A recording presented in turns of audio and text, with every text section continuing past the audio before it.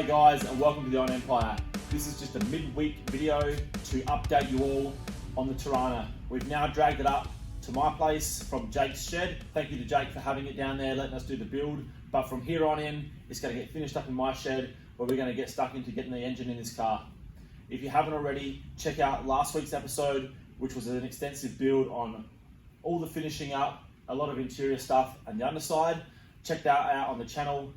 Also, this weekend coming up, we've got a video on our Coffee and Cars event that Charlie and I put on last week, and it was a big one. So stay tuned to the channel, like, subscribe, check out the online store, and we'll see you all on an upcoming episode.